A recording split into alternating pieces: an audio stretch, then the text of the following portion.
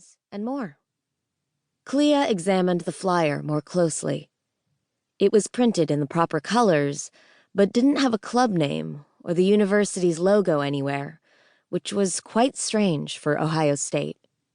But the event took place in this very building, which looked abandoned, and was across the street from campus. Maybe Res Life had rented out the space?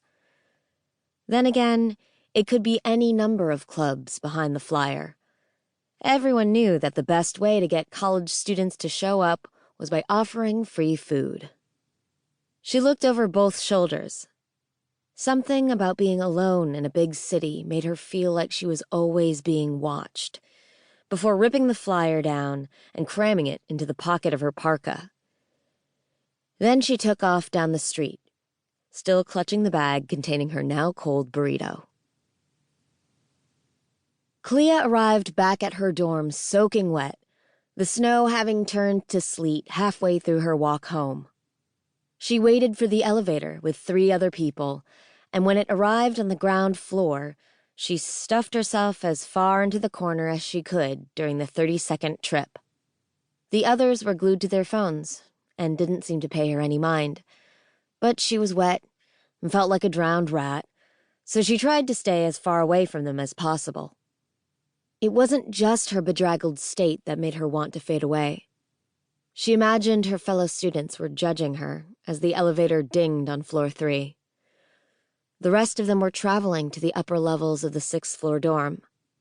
Though she knew logically that they probably could not care less which floor she was going to, she imagined them judging her for not taking the stairs. Her face flamed at the imagined insults, fresh from her own head, as she stepped out of the elevator, stealing a glance over her shoulder.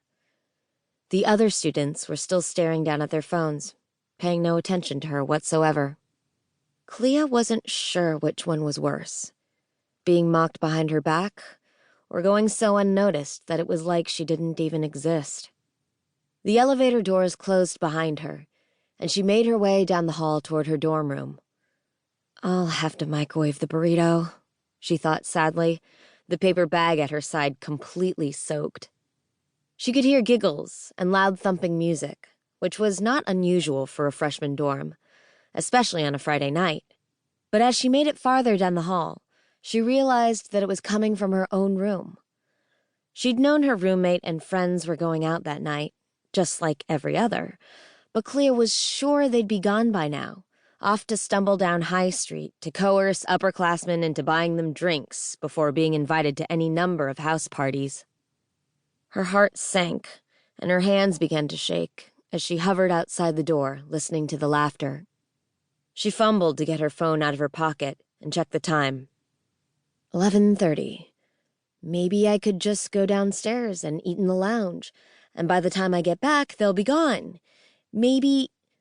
But then the door swung open, and her roommate Hannah's freckled face appeared, and she let out a shriek of surprise when she saw Clea on the other side of the door. "Oh my God, you scared the shit out of me!" Hannah said, clutching her chest so dramatically that Clea knew she had already been drinking. Hannah's face was plastered with makeup, her red hair in perfect waves, and she wore a short black dress with a lace overlay and stiletto boots.